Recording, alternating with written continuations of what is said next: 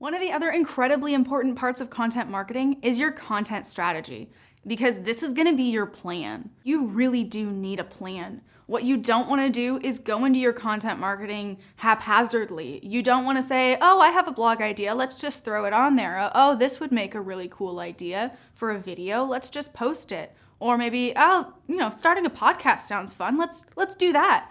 You want to have an actual strategy, an actual plan on paper somewhere, or I guess on a Google Sheet, that tells you and maybe even tells your boss what you're doing, when you're doing it, why you're doing it, and how to know when you've done well.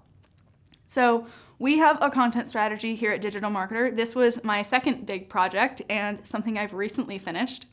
And our content marketing strategy covers a lot of bases. So we have our blog strategy. Basically, we are posting 2 times a week. So here are 2 posts in 1 week. And we're posting a mix of casual and tactical content. Remember, we want to hit all points of the customer value journey in our content. And this is what's going to be doing that. So we have something casual, marketing myth busters, and then we have something more tactical, content optimization tactics.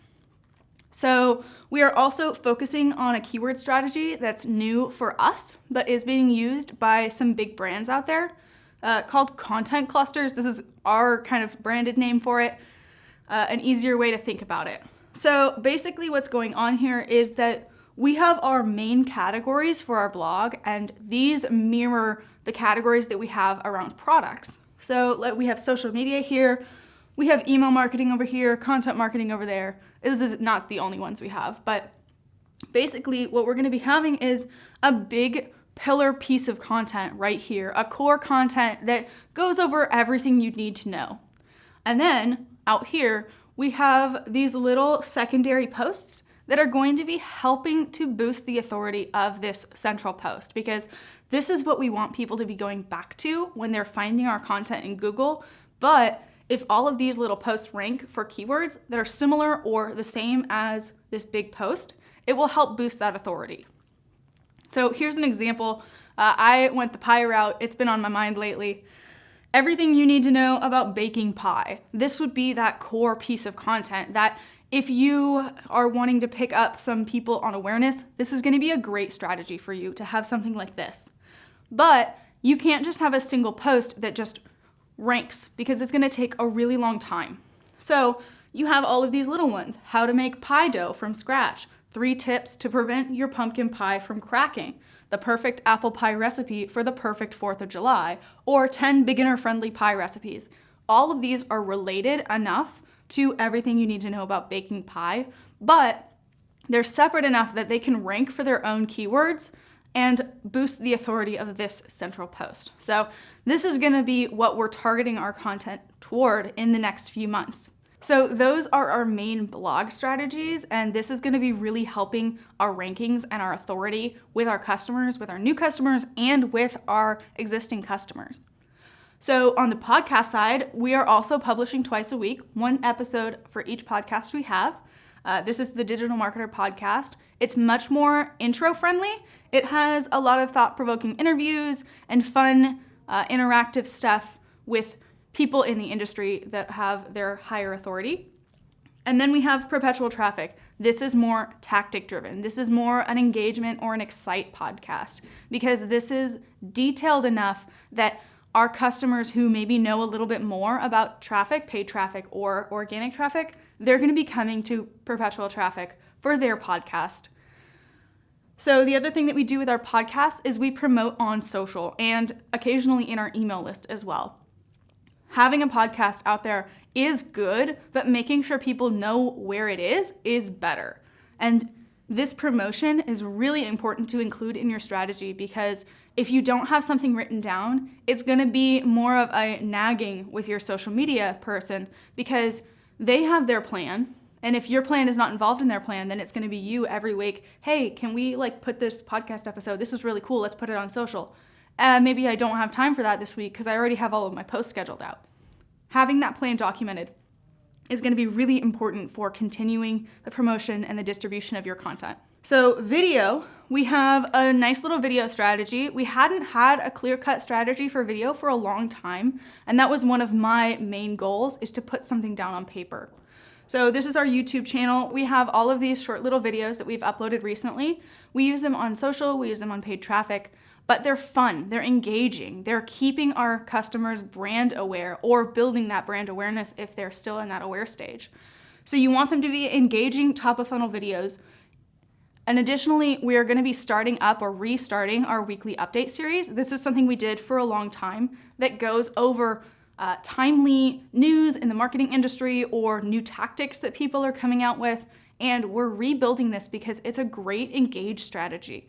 People who maybe know you and trust you want to know your thoughts on current events in your various industries, and ours in digital marketing.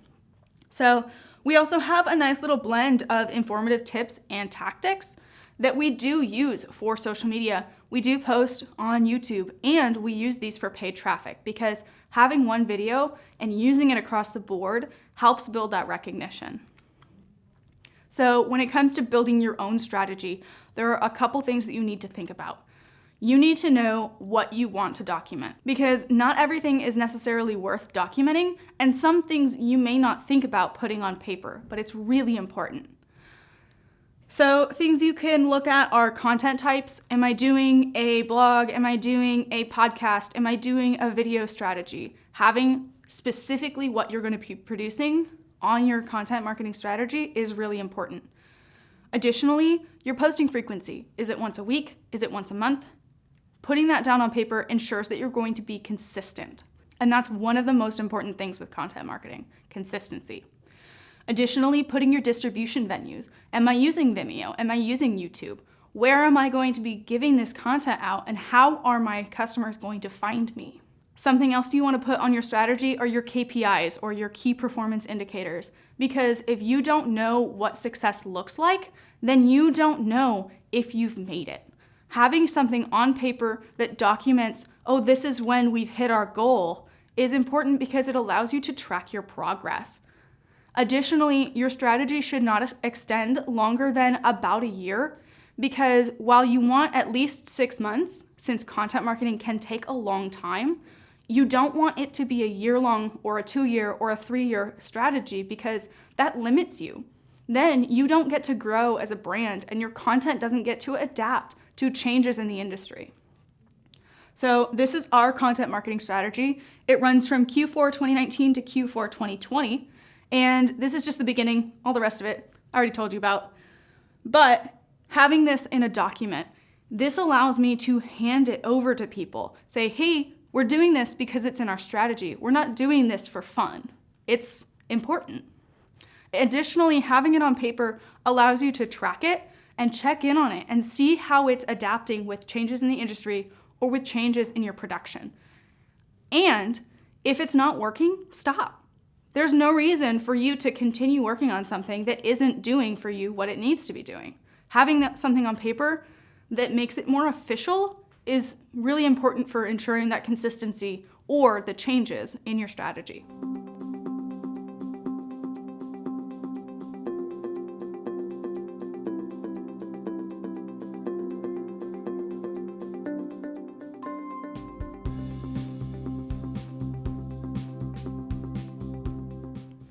So one of the other things with content marketing is that you cannot work alone. You have to be working across teams. You don't want to be working by yourself on your content marketing because this is me if I tried to do video marketing. I don't know how to produce a video. I don't know how to handle a camera. I'm going to drop something and I'm going to get in trouble. Additionally, this is me trying to figure out the paid traffic strategy. I just don't know how audiences work necessarily. I don't know the right segmentation for an email. Working with people in your company is critical to making sure that you're producing the right kind of content for the right kind of people at the right stage. So make sure you're not creating in a vacuum. You want to be working with your video team. They're going to be the ones with the authority to produce the videos that they can for your content marketing. Additionally, they know their time limits. If your video team is working on an ad, they know if they can fit in your top of funnel video. They know their timeline. Additionally, you want to be working in your promotions team because your promotions team is setting up what's going to be on sale. Maybe you can produce some content that can help support that sale. Maybe you can produce some content that can drive people there. Whatever you need to do with that promotions team, they know what's going to be on your customers' minds and you can target that. Additionally, your email marketing coordinator, a lot of times your content is going to be sent out through email, so you want to make sure your content is in their plan. And your paid traffic team. We send ads to our content to target our top of funnel customers because sending an ad to a really expensive certification for us has just proven not to work. It's asking for too much before priming them with content. So making sure you're fit into that strategy with the paid traffic team is really important. Additionally, you can be using your content in your ads. Maybe you're using a video you made for a blog post in your ads. You also really want to be working with customer support. These are people on the front lines of your customers. They're the ones interacting with them on a daily basis. They know what your customers want to hear about. They know what your customers like and don't like that you've been making. So making sure that you're interacting with these people every day. The other and possibly more important person to be working with is your product team. Your product team is producing that content that you're selling. And it's really important for your content marketing to match your product because what you don't want is to produce all of this content that your customers are seeing and then have them buy something and it look completely different. That's not going to establish your authority. That's going to limit what your customers then like because they bought something because they liked your content, not because they liked what necessarily you had in that product. So establishing consistency across the board is going to be really important. And since you're working with all of these people, you really need to have something organized because planning, I don't know how many meetings you have every day, but I have a ton because I need to make sure that everything is doing what it needs to be doing. And I keep organized with an editorial calendar. And a lot of people don't like editorial calendars because they find them really restrictive. I personally find them supportive in organization and I like those boundaries. So this is our editorial calendar. This is specific to the blog, and I want to keep that in mind because your editorial calendar might be for something different. For ours, we have the date of publication, we have the title, we have the author, we have what CTA we used because we want to know when people are going to that content, what they're finding, what they're clicking through to. We also have our target keywords because since we're pushing for this content cluster strategy, we want to make sure that we know we're promoting the keywords that are going to be aiding our bigger posts. We also have the link in here just because it's easier to find rather than running through the blog every day trying to find posts from 2018. But your editorial calendar may look a little different. Yours might have different things on it. You may put your social posts on there. Social post scheduling will be covered later on in the social media section, but you can include them if that's important to your content marketing strategy. Additionally, you may put your video publishing schedule or your podcast publishing schedule. Who's going to be on this week? Maybe we can run a blog post at the same time. You can also target this for the creation process or the publication process. Ours is targeted at the publication process because our content is so flexible in what's going out on a given day. We sometimes have changes the day of where I will need to adapt based on a promotion, based off some goal for the company. I need to make a change last minute. I don't necessarily have time to go in and change the editorial calendar before it goes out.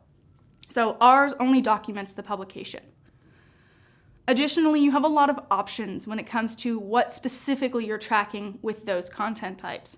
You can track authors, CTAs, you can track tags if you use a tagging system in your website or your blog. That can be important to know. That way you know how much content you have for a given category. You can also track audience targeting or the CVJ stage. What is this content supposed to be doing? Should it be building brand awareness? Should it be exciting your current customers? That can be really beneficial to have on your document. Additionally, you may want to track outbound or inbound links. What other companies are you linking out to? What of your other posts are you linking back to? This is going to be something I'm adding to our editorial calendar because of our new strategy. There's going to be a lot more at stake with the internal links. So I want to make sure I have those documented. The other things you may want to do are, if you're posting content for a promotion or related to a promotion, you may want to put that down. Put that somewhere, because then you know what you're going to be centering that content around later, and you can maybe republish or update that content for the promotion later down the road when you promote it again. You can also use this to set assignments if you work with freelancers. This can be how you know who's working on what and when it's due and when it's going to be finished. That way you feel a little bit more in control of the content you're putting out there. But the most important thing when it comes to creating a content marketing strategy is to be patient. You need to be patient and give your customers the time to become familiar with you, because it's gonna feel like a lot of waiting. It's gonna feel like a lot of waiting. It's gonna feel like so much waiting you're probably thinking that you're doing something wrong. But unless you're seeing numbers go down, unless you're seeing your customers are putting in reports with customer service, hey, this sucks, like I really don't like any of this. Now, keep in mind, you'll get a few of those, but look at the holistic view and be patient. Because if you're putting out good stuff, if your content is quality and consistent and valuable for your customers, you're going to see those returns. You're going to see that strategy play out in the long run. And 6 or 8 months down the line, you're going to see those customers start buying.